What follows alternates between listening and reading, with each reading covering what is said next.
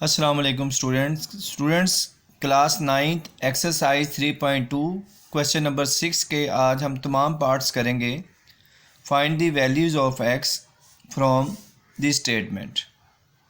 Part number 1 के हमारे पास log x to base 2 is equal to 5। Students याद रखना है, जब भी हमें x की वैल्यूज़ फाइंड करनी हो और हमारे पास log की फॉर्म में कोई क्वेश्चन आ रहा हो तो सबसे पहले हमने ये देखना है कि क्या उसकी बेस लिखी हुई है। अगर उसकी बेस लिखी हुई है तो सबसे पहला स्टेप होगा हम उसको एक्सपोनेंशियल नोटेशन में लिखेंगे। हम उसमें किस में लिखेंगे? एक्सपोनेंशियल नोटेशन में लिखेंगे। और अगर उसकी बेस नहीं दी गई तो फिर हम उसे एक्सपोनेंशियल नोटेशन में नहीं लिखेंगे। तो सबसे पहले हम इसे स्टार्ट करने से पहले, क्योंकि इसकी बेस गिवन है, लिहाजा हम इसको लिखेंगे राइटिंग इनटू एक्सपोनेंशियल नोटेशन।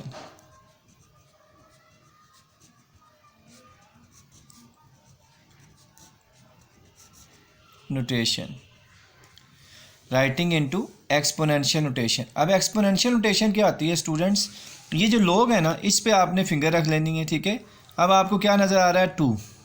तो जो चीज़ आपके बेस नीचे होगी वो आपने लिख लेनी है, और ये जो ऊपर वाली वैल्यूज़ हैं इनकी जगह चेंज कर लेनी है। यानी 5 एक्स की जगह पे आ जाएगा, एक्स 5 की जगह पे आ जाएगा। 2 raise to power 5 is equal to क्या आ गया? एक्स। ठीक है जी। तो अब आपके पास ये बन जाएगा 2 की power 5 is equal to x.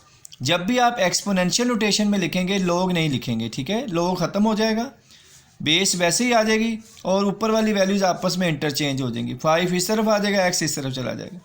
अब देखिए स्टूडेंट्स, ये लिखा है 2 की पावर 5। 2 की पावर 5 का मतलब होता है कि 2 को 5 टाइम लिख कर आप मल्टीप्लाई कर लें। 2 to the 4, 4 to the 8, 8 to the 16, 16 to the 32।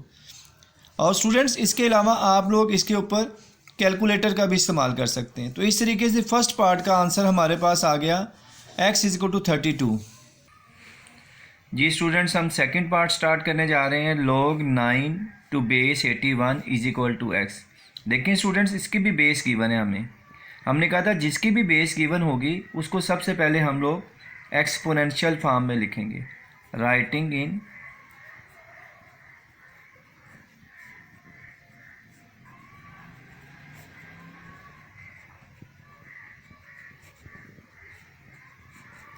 Exponential form.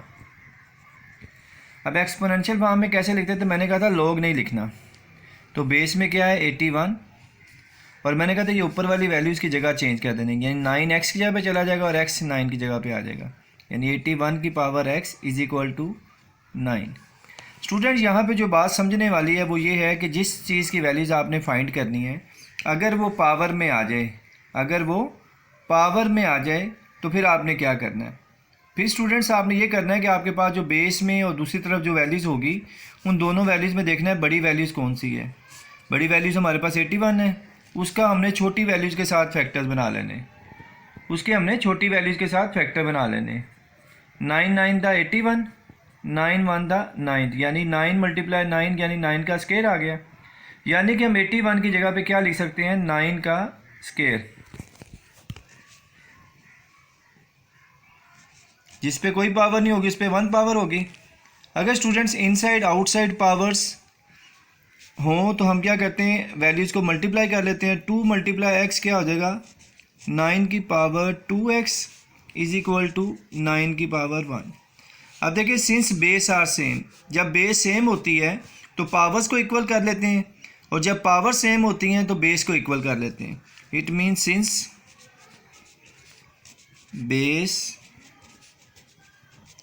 Are same, so अगर बेस सेम है तो आप बेस पे हाथ रख लें, तो अब आपके पास क्या बच गया? 2x और 1। तो पावर्स हम इक्वल कर लेंगे। अब देखिए यहाँ से हमने x की वैल्यू निकालनी है। 2 मल्टीप्लाई हो रहा है, इधर आए क्या आ जाएगा? डिवाइड। तो हमारे पास क्या आंसर आ गया?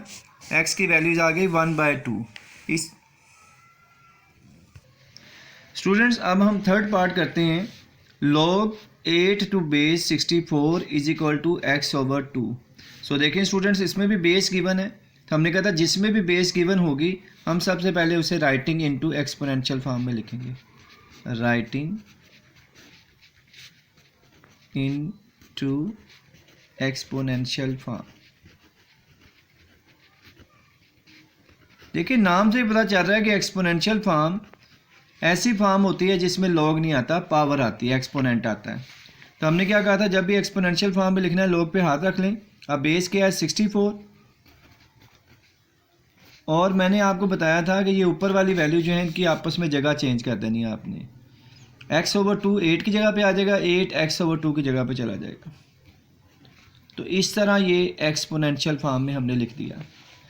फिर स्टूडेंट्स आपने देखा कि इसी वीडियो में हमने पहले क्वेश्चन में भी ये डिस्कस किया था कि जो चीज़ फाइंड करनी है अगर वो पावर में आ जाती है तो ऐसी सूरत में बड़ी वैल्यूज़ की छोटी वैल्यूज़ के साथ फैक्टर बना लेंगे।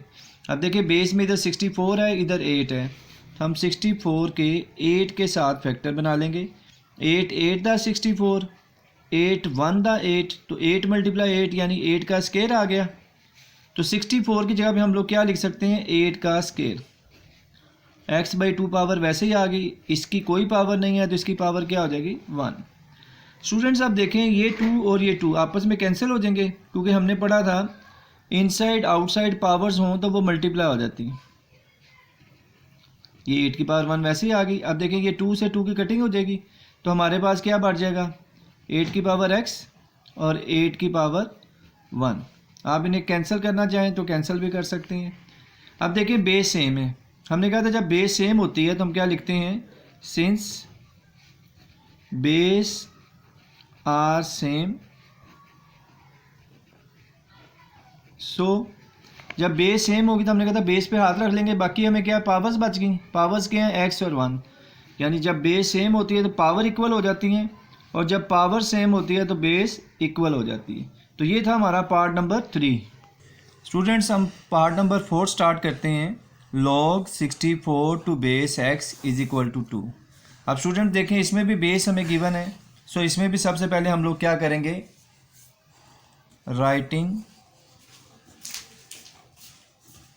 Into exponential form.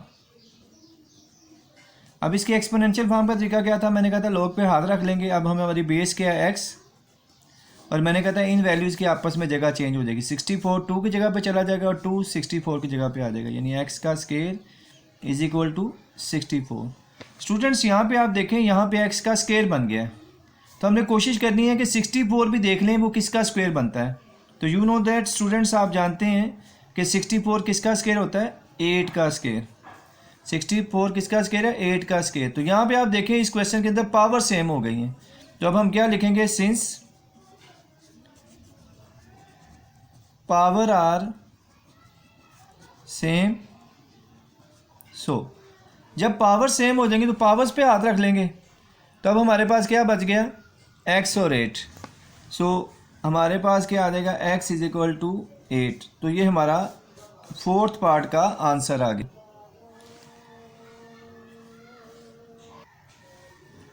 जी स्टूडेंट्स हम 5th पार्ट करने लगे हैं। log x to base 3 is equal to 4।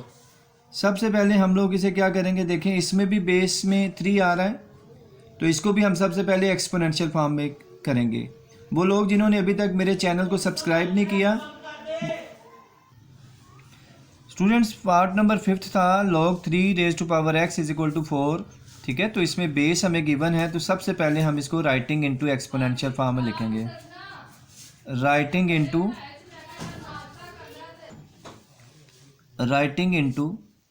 Exponential form.